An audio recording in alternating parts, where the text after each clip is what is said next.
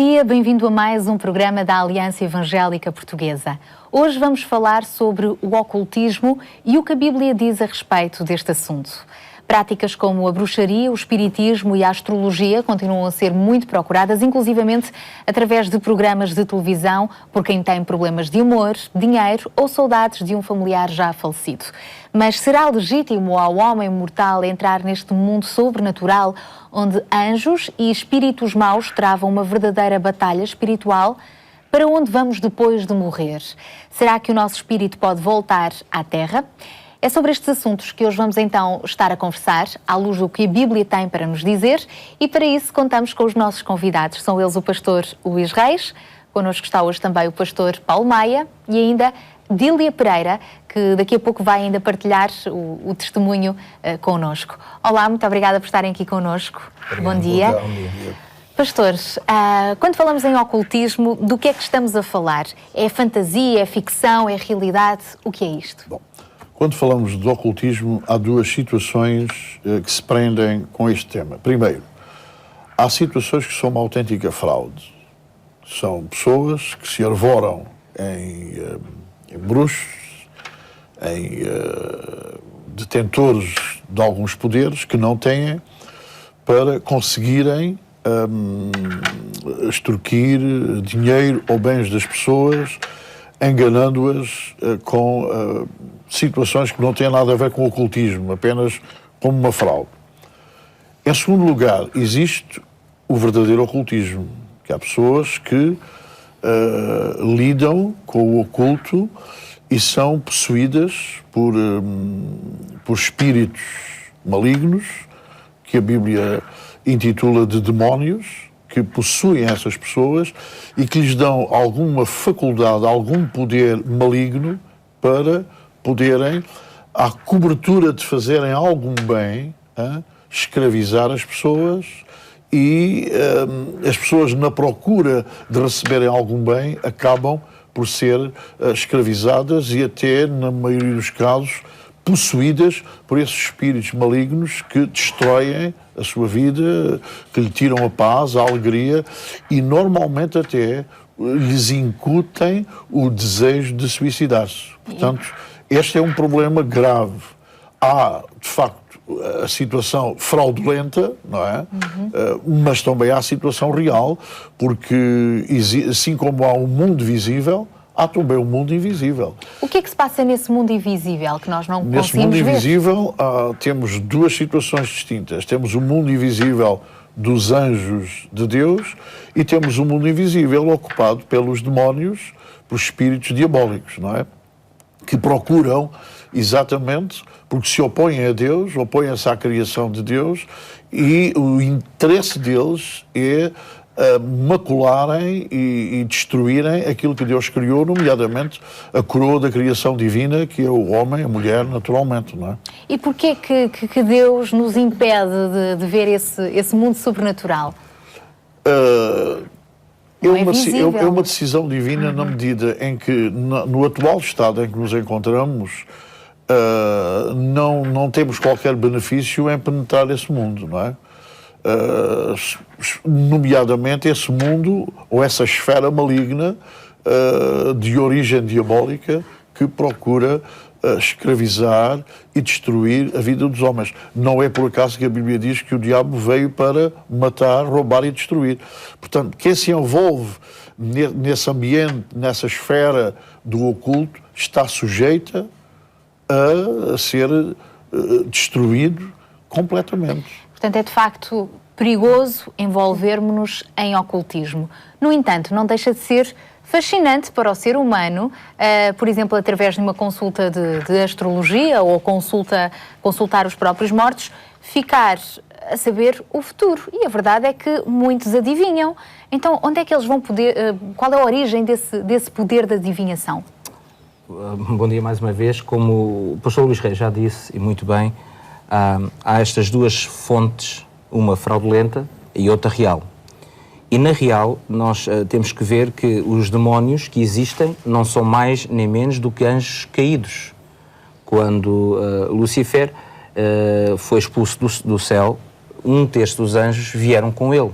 E então criou-se uma esfera espiritual em que há uma luta tremenda, em que há algum poder restrito a esses seres malignos para atuarem sobre as pessoas. E dentro disso há o fascínio das pessoas de quererem saber alguma coisa, não pelo lado do divino e pelo lado daquilo que é a verdade de Deus e da sua palavra revelada em nós, mas por um facilitismo tremendo de um descomprimimento total da nossa vida diante de Deus para tentar o imediatismo de tentar resolver ou de tentar matar algumas saudades. E então há realmente um poder muito limitado dos anjos caídos chamados demónios que atuam sobre as pessoas em pressão, opressão e possessão para torná-las escravizadas do inimigo e do diabo. Que danos é que realmente as pessoas que procuram esse tipo de práticas podem depois sofrer? Muitos e variados.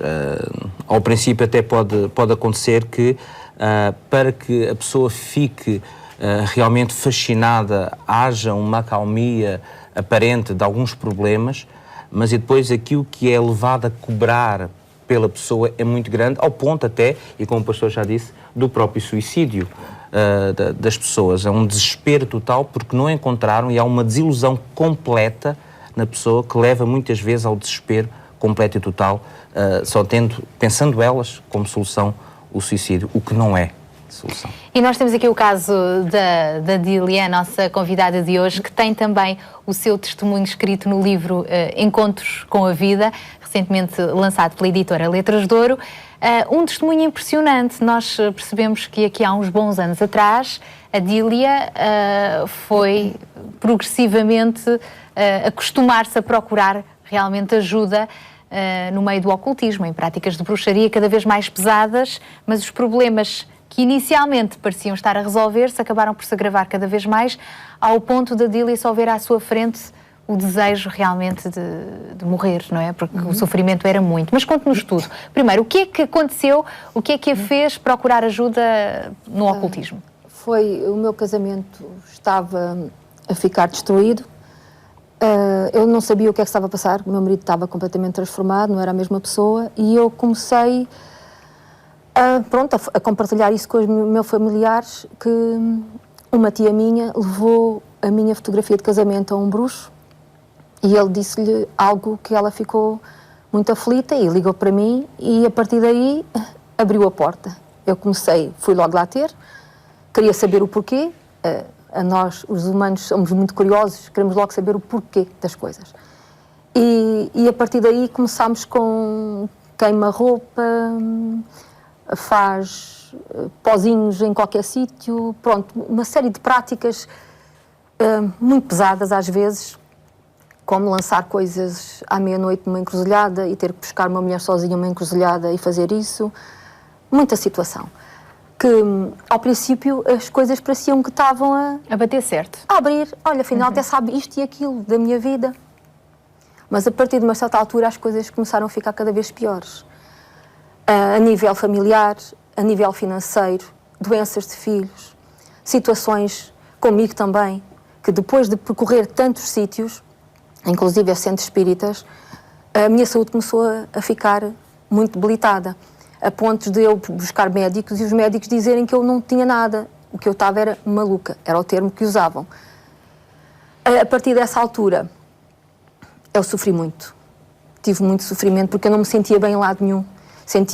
Tinha tensões baixíssimas, 8,5, caía para o lado, iam-me levar do meu trabalho para casa, tinha medos, tinha frios, não dormia, não era capaz, a última parte de tudo isto, eu fiquei de tal maneira doente que não conseguia levantar-me da cama e tinha muito medo. Só conseguia dormir a partir das 5 da manhã e lavava-me, consultando outros bruxos, lavava-me com pedras de mármore, com sal, com águas e uma série de coisas.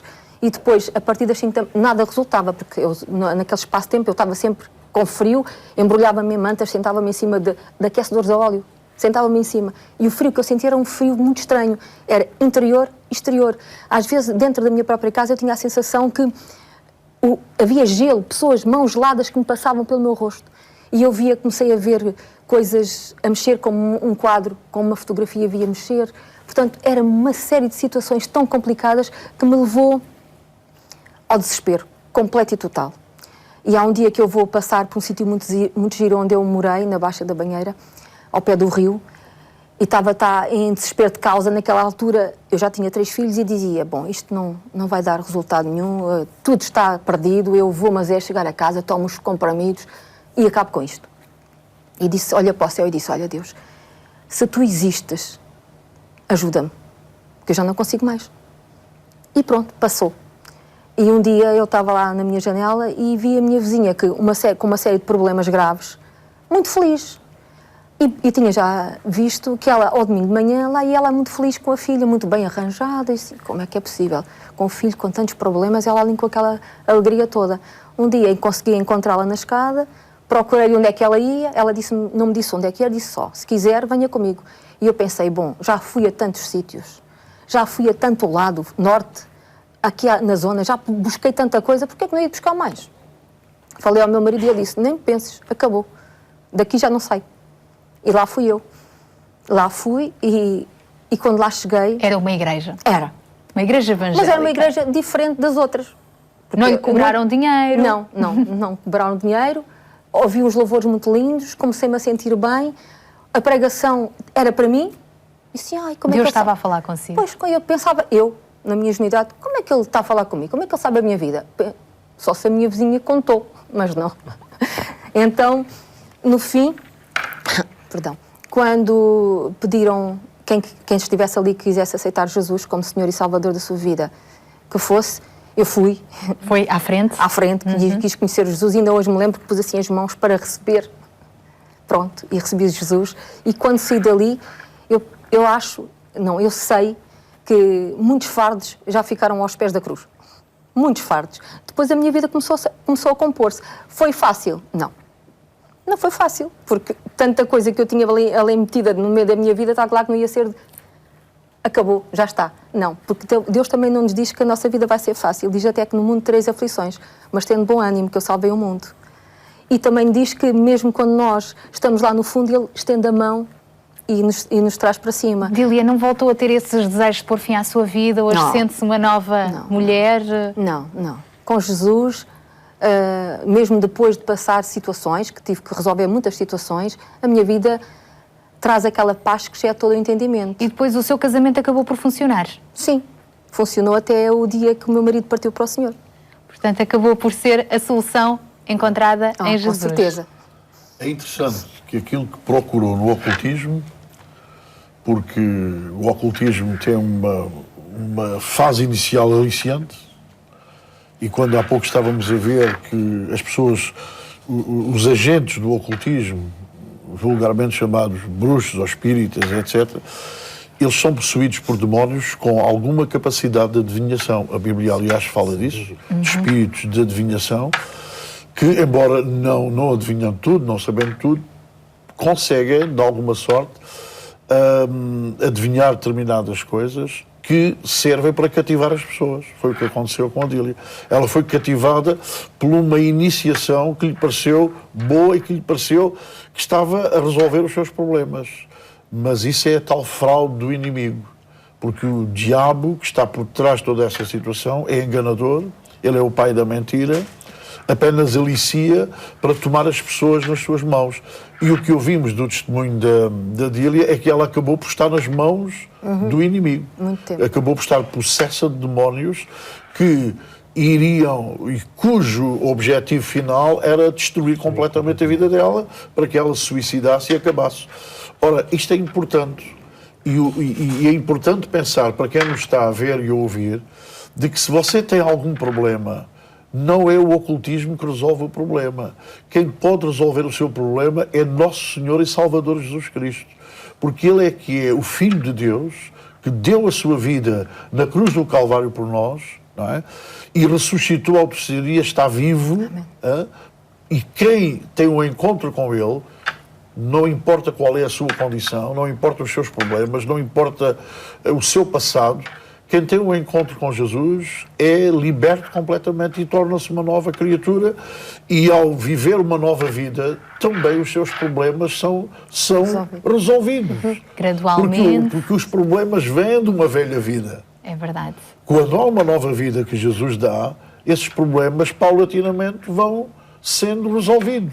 É verdade. Eu questionava aqui também o pastor Paulo Meia, que atualmente é o pastor da Dília, que acompanhamento é que depois foi dado e é dado a pessoas que, como a Dília, chegam a uma igreja assim com as vidas completamente destroçadas, às vezes já bateram a todas as portas, e depois há a alegria de olhar para trás, passando uns meses, uns anos, e ver que as suas vidas estão realmente restauradas. O primeiro, como disse a nossa irmã Dília, muito bem, é o encontro com Jesus, é o querer aceitar, é o querer essa nova vida que há em Cristo Jesus e que as pessoas desconhecem. E isto tudo vem desde o princípio, não é? Quando Deus criou, e o pastor Luís Rei no princípio falou muito bem acerca da criação de Deus, daquilo que mais belo e precioso é para Deus, o ser humano, e que a função principal do inimigo é destruir a criação de Deus. Então Jesus não é mais nem menos do que um mediador entre Deus e os homens para a reconciliação do Criador, da criação, com o seu Criador. E a restauração. E a restauração completa da pessoa, por causa do seu problema e do seu estado espiritual caído, restaurá-lo e dar-lhe uma nova vida. É lógico que o primeiro passo começa com o querer, o desejar a pessoa, porque Deus não obriga, ao contrário daquilo que as práticas do ocultismo fazem, numa possessão que não pede permissão, assalta e entra. Aquilo que acontece é que Jesus pede permissão para deixar que as pessoas possam ter Jesus na sua vida e mudar. E começa com essa mudança, esse desejo. Depois há todos os ensinos coerentes que a Bíblia Sagrada nos fala, que vão sendo como um processo na vida da pessoa, que à medida que a pessoa vai crescendo e vai tomando conhecimento, vai deixando para trás, vai pedindo ajuda e força a Deus para largar aquilo que sabe que não agrada a Deus e passa a fazer aquilo que agrada ao coração de Deus e que se faz sentir bem com ela mesma e no fundo, também com as pessoas que estão à sua volta. Mas é bom notar que a experiência com Jesus, no caso concreto da Dília e de tantos outros que passaram pela mesma situação, embora precisem de uma determinada ajuda e acompanhamento, mas o que lhes faz mudar de vida e o que as liberta verdadeiramente é um encontro com Jesus. E o coração, que antes estava ocupado com todo esse espiritismo, toda essa carga negativa, passa a estar ocupado, preenchido. Exato, porque Jesus, ao nós o aceitarmos como Salvador, Ele vem morar em nós e todo o mal que nos oprimia, que nos afetava, que nos tentava destruir, é expulso. Há uma expulsão. E muitas vezes posto até para expulsão. Exato. Sim, lembrado. É expulso, portanto, nós ficamos libertos de todo esse domínio satânico, que é o resultado de toda a prática do ocultismo, não é? E começa uma nova vida. Quer dizer, a ajuda não é a ajuda que vai libertar a pessoa. É bom perceber isto. A ajuda é o porque qualquer religião podia fazer isto, mas não. Não se trata de uma ação religiosa, trata-se de uma ação que só Jesus pode fazer, uma ação completamente espiritual de uma nova vida. Agora, quando a pessoa experimenta essa nova vida, é que precisa ser ajudada para dar os passos certos numa nova vida. Sim. Mas não são os passos certos que dão a nova vida. É Jesus quem dá a nova vida e que depois se reflete em passos certos que vão modificando todo o comportamento da pessoa, os seus relacionamentos. Mas a obra de Jesus é de dentro para fora. A pessoa é liberta por dentro. E é isso que nós hoje estamos também aqui a testemunhar na vida da Dília. Outra questão, falar com os mortos. É lícito, não é lícito? Ou quando falamos em comunicar com os mortos, o tio, o primo, o avô, o marido, continuamos a bater exatamente na mesma escravidão do ocultismo? Não, sem dúvida. Isso é um facto inequívoco. Se tudo aquilo que tem a ver... porque a Bíblia é clara e fala-nos em Hebreus, a carta aos Hebreus fala-nos disso, que está ordenado ao homem morrer uma vez, vindo depois disso o juízo. E não há comunhão alguma com consentimento de Deus daqueles que já partiram com o mundo atual, com o mundo dos vivos. E isso faz-se através do engano satânico. Porque o inimigo leva ao ponto até de se transformar em anjo de luz, se possível, para enganar. É uma fraude. É outro aspecto da fraude. E os demónios são capazes de imitar a voz das pessoas. E mais, e até os trajetos das pessoas. A Dília hoje sabe que não tem então como comunicar com o seu marido, que já morreu. Pois não, está no céu. Mas que esperança é que tem? Tenho a esperança que Jesus me dá, que esta vida não é a única, que se eu seguir, eu sei uma coisa, se eu seguir este caminho, se eu acreditar e confiar sempre em Jesus, se levar a minha salvação até ao fim, até ao último dia da minha vida aqui, eu tenho vida para lá. A vida que Jesus conquistou para nós na cruz. Através da cruz. E tem esperança então, de um dia se encontrar com o seu marido no céu. Por isso eu estou, apesar da situação, mesmo as pessoas que me conhecem, dizem que eu estou cada vez mais bonita. Algumas. E eu digo assim, pois deve ser, porque nada me vai fazer desviar deste caminho que eu escolhi há 21 anos atrás, sabendo eu então que tenho primeiro o meu Jesus à minha espera, quando eu partir, e a seguir todos os meus amigos que já lá estão, e são amigos muito importantes para mim. Então nada me vai fazer desviar deste caminho. E aquilo que eu passo às pessoas é isso. Quando nós passamos por certos problemas que são muito difíceis com Jesus, nós somos completamente diferentes, porque quando estamos sozinhos, porque sem Jesus estamos sozinhos, é muito difícil a carga. Eu tenho consciência nítida, se eu não tivesse o meu Jesus comigo, eu não sei se não tinha enverdado pelo caminho do suicídio, quando de um segundo para o outro eu soube que o meu marido tinha partido. Mas com Jesus eu só tenho que olhar os meus olhos para o céu, e de onde vem o meu socorro? O meu socorro vem do Senhor que fez os céus e a terra. E a Ele é também quem nos conduz à verdade. Uma palavra final, pastor. É bom termos como ponto assento que os mortos não voltam. Não voltam. Não. Os mortos não voltam. Tudo aquilo que possa parecer nesse sentido é uma fraude. Engano ou uma satânico. Imitação, é um dúvida. engano satânico. É uma imitação demoníaca para atrair as pessoas, prendê-las a esse mundo, a essa esfera horrível de trevas, não é? Enredá-las no engano completo. E ficam presas por uma rede terrível que aconteceu género de uma teia de justamente para destruir, porque o intento do diabo é destruir a coroa da criação, da aliás, toda a criação divina, mas especialmente o ser humano, que é a coroa da criação de Deus. Portanto, não há necessidade de procurar uma destruição. Aqueles que nos estão a ouvir, se têm problemas graves na sua vida, procurem não uma destruição, mas uma salvação verdadeira, genuína, poderosa, real, que encontramos na pessoa gloriosa de Jesus, o Filho de Deus e o nosso Salvador. É isso mesmo. E assim terminamos. Muito obrigada a todos por terem estado aqui à conversa connosco. A Bíblia é realmente clara. Feitiçaria e adivinhações? Não. São práticas que Deus condena, e quem morre também não pode voltar ao mundo dos vivos. Por isso, toda e qualquer manifestação espiritual ligada ao ocultismo não passa de uma artimanha de Satanás para nos confundir. Só em Jesus encontramos a verdade que liberta, paz e segurança.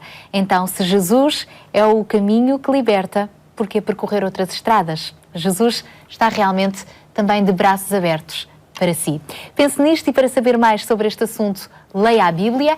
E a propósito, temos para lhe oferecer o livro O que a Bíblia diz sobre o ocultismo. Para o receber, contacte-nos e visite-nos também em www.portalevangelico.pt. Nós voltamos a estar consigo terça-feira, às 6 da tarde, aqui na RTP2, com mais um Luz das Nações. Então até lá, se Deus quiser.